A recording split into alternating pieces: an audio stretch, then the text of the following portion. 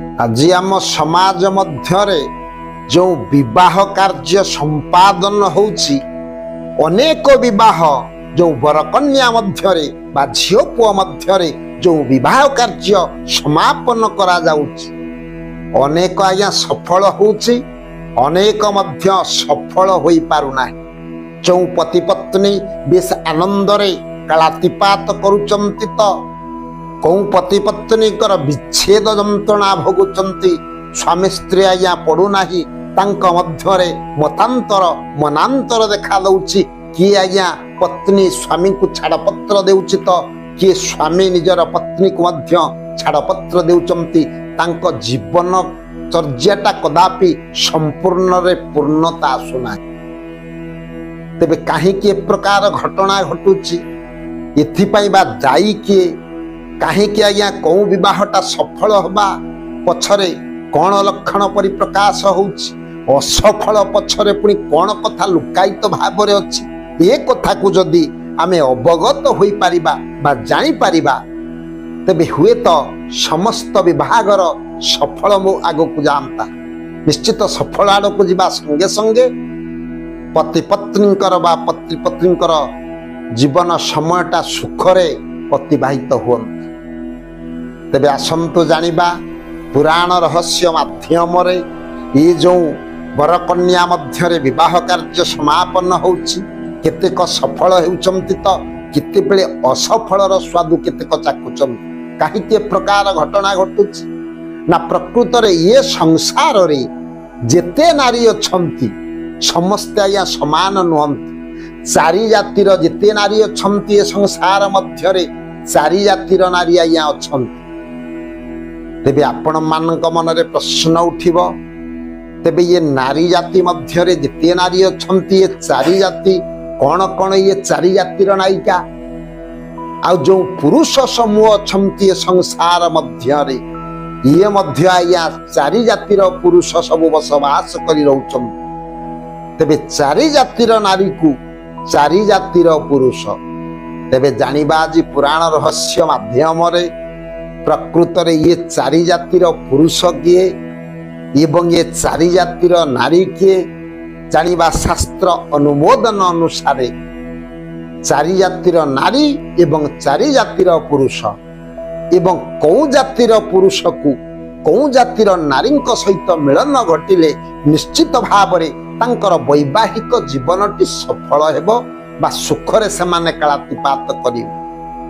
आसंतु जानिबा प्रकृत रे प्रथम रे जानिबा चारि जातिर पुरुष प्रकृत रे किए ना गोटे हेले आज्ञा शशक जातीय पुरुष द्वितीय रे हेले आज्ञा मृग जातीय पुरुष तृतीय हेले वृष जातीय पुरुष चतुर्थ रे हेले अश्व जातीय पुरुष।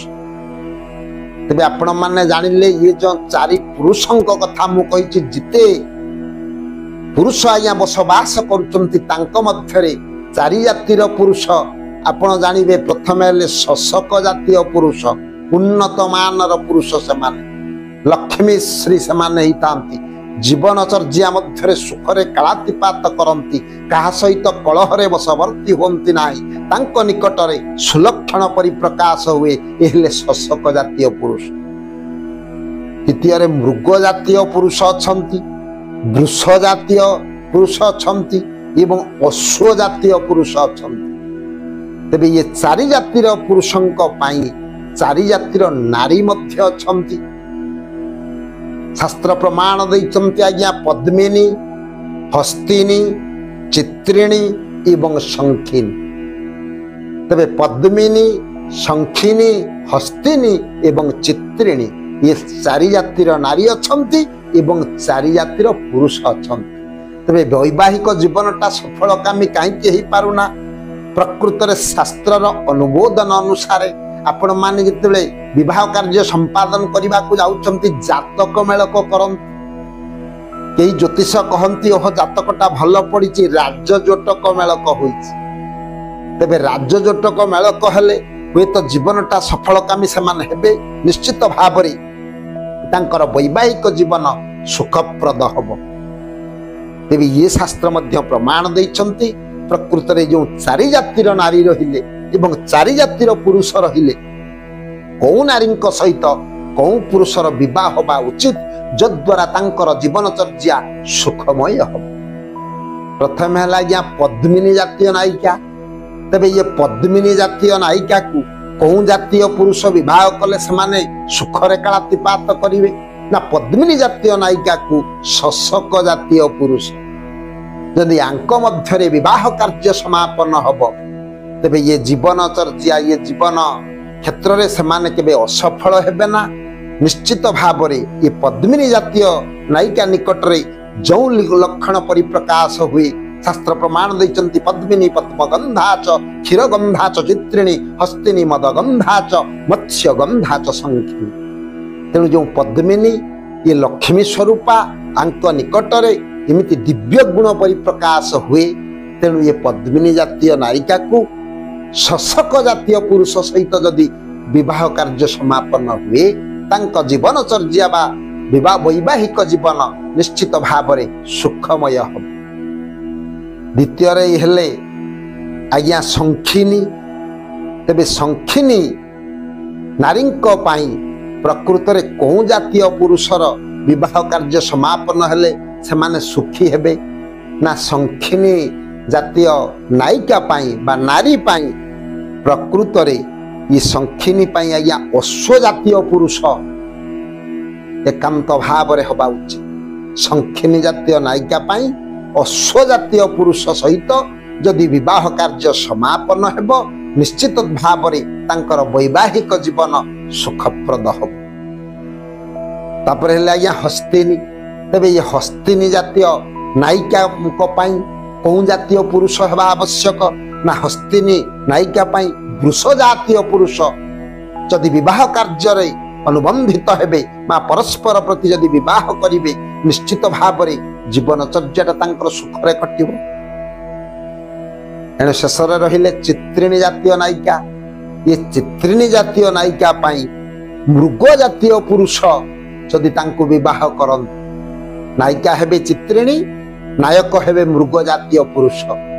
ଆଙ୍କ ମଧ୍ୟରେ ଯଦି ବୈବାହିକ ସମ୍ବନ୍ଧ ସ୍ଥାପନ ହୁଏ ନିଶ୍ଚିତ ଭାବରେ ଜୀବନଚର୍ଯ୍ୟାଟି ତାଙ୍କର ସୁଖମୟ ହେବ। ତେବେ ଆପଣମାନଙ୍କ ଆଗରେ ଯେଉଁ କଥା ମୁଁ ଉପସ୍ଥାପନ କଲି ଇଏ ଚାରି ଜାତିର ନାରୀ ଇଏ ହେଲେ ପଦ୍ମିନୀ ହସ୍ତିନୀ ଚିତ୍ରିଣୀ ଶଙ୍ଖିନୀ।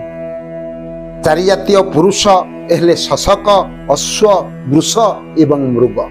ଆଙ୍କ ମଧ୍ୟରେ ଯେଉଁ ଜାତୀୟ ନାରୀ ସହିତ କୋଉ ଜାତୀୟ ପୁରୁଷ ବିବାହ କାର୍ଯ୍ୟରେ ରହିଲେ ବା ବିବାହ ତାଙ୍କ ମଧ୍ୟରେ ହେଲେ ତାଙ୍କ ଜୀବନଚର୍ଯ୍ୟାଟି ସୁଖପ୍ରଦ ହେବ। ଆଜି ପୁରାଣ ରହସ୍ୟ ମାଧ୍ୟମରେ ସ୍ୱଳ୍ପ ସମୟର କଥାବସ୍ତୁ ମାଧ୍ୟମରେ ଆପଣମାନଙ୍କ ଆଗରେ ମୁଁ ପରିପ୍ରକାଶ କଲି। ପରବର୍ତ୍ତୀ ଅଧ୍ୟାୟରେ ଆଉ ଗୋଟିଏ ସୁନ୍ଦର କଥାବସ୍ତୁ ନେଇ ଆପଣମାନଙ୍କ ଆଗରେ ମୁଁ ଉପସ୍ଥାପନ କରି ସେ ସାରବେ ଭବନ୍ତୁ ସୁଖୀନ सर्वे सन्तु निरामया सर्वे भद्राणि पश्यन्तु